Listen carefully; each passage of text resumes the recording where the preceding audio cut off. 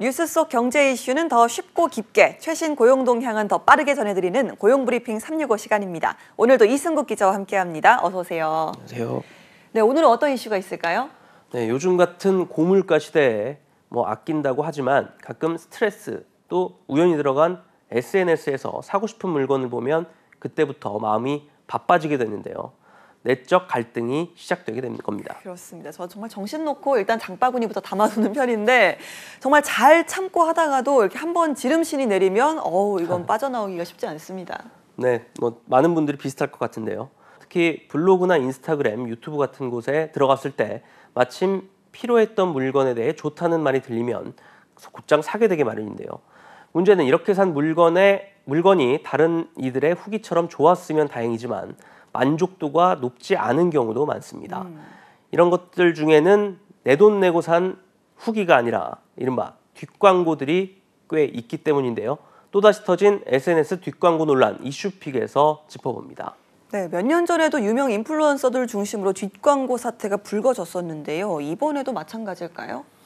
네, 공정위가 지난해 12월까지 주요 SNS를 대상으로 SNS 부당 광고 방지 모니터링을 실시했는데요. 총 2만 건 넘는 부당 게시물을 적발했다고 합니다. 와. 적발 사실을 고지받은 이들이 자진 시정한 뒷광고 게시물 건수를 포함할 경우에는 무려 3만 건이 훌쩍 넘습니다. 이게 내 돈을 주고 직접 산 게 아니라 또 광고였다. 우리가 또 속고 말았네요. 네, 속을 수밖에 없을 것 같습니다. 왜냐하면 이게 구체적으로 경제적 이해관계를 표시하지 않은 미표시 게시물도 17%나 되고요. 표시해야 하는 위치나 내용에 있어서도 부적절한 게시물이 이전 조사보다 10% 이상 늘었기 때문입니다. 대부분 이런 부적절한 게시물은 표시 문구를 배경과 유사한 색상으로 설정해 눈에 띄지 않게 하거나 본문 끝부분에 작성해 더보기 버튼을 누르지 않으면 보이지 않게 하는 식으로 광고임을 직접적으로 표기하지 않아 소비자를 속이는 겁니다. 예, 이렇게 보다 보면요. 원고료나 제품을 받았다는 표현 대신 별도의 대가 없이 작성했다. 이런 글도 보이거든요. 이건 좀 어떤 경우일까요? 이것도 광고에 속합니다. 네, 자세히 보면 상품 서비스 외 별도의 대가 없이 작성이라고 되어 있는데요. 얼핏 보면 대가가 없구나 이렇게 생각하기가 쉬운데 네. 자세히 보면 보입니다. 이번에도 이런 사례가 다수 발견됐다고 합니다. 야, 점점 교묘해집니다. 이런 게시물들이 조회수도 높고요. 또 다른 곳에 공유하는 경우도 많아서 이게 안 보고 싶어도 안 볼 수가 없잖아요. 네, 맞습니다. SNS나 블로그 같은 곳에서 협찬 없이 내 돈 내고 구매한 것처럼 자연스럽게 꾸며서 적발을 피하고 광고임에도 입소문을 타게 되는 경우가 많은데요. 특히 SNS 부당 광고는 인스타그램에서 가장 많이 적발됐습니다. 다음으로는 네이버, 블로그, 유튜브 등의 순위였습니다.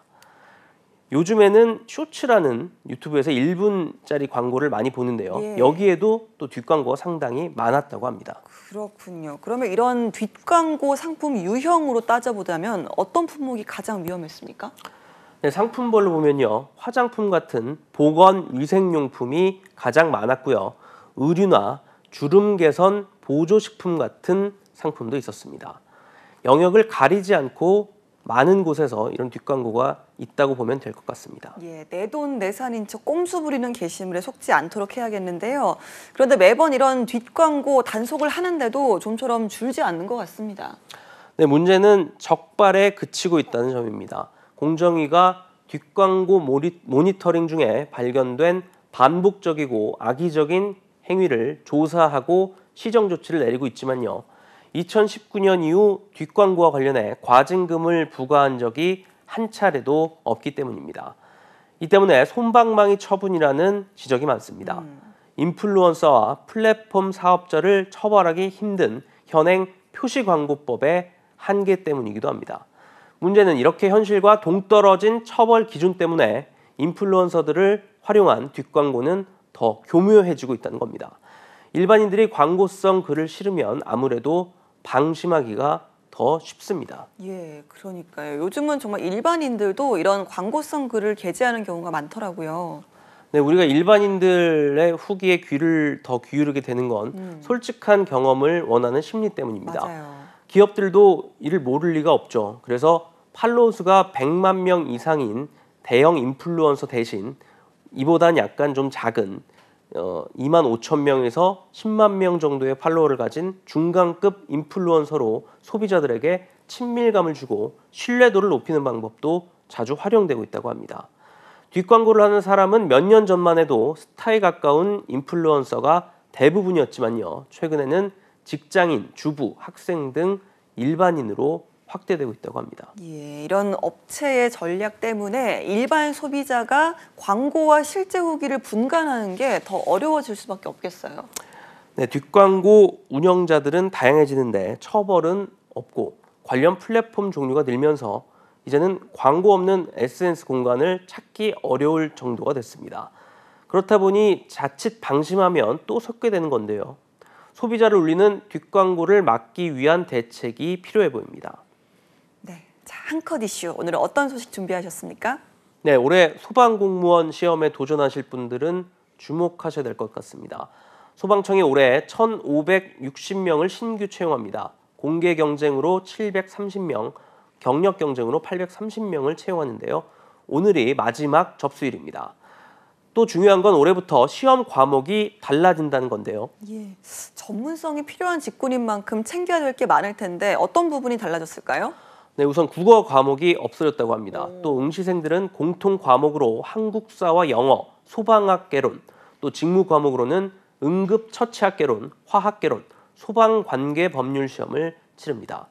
또 지금까지는 소방관련학과 졸업자나 4년제 소방관련학과 재학생 중에 45학점 이상 취득자만 응시를 할 수가 있었는데요. 앞으로는 경력 경쟁 채용 시험을 통해서 소방 관련 학과 출신자를 채용할 때 마이스터고 등 특성화 고등학교의 소방 관련 학과 졸업자도 시험에 응시할 수 있게 됩니다. 네.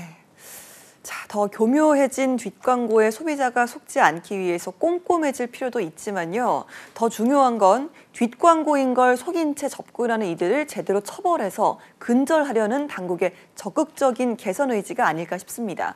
오늘도 이승국 기자와 함께했습니다. 고맙습니다.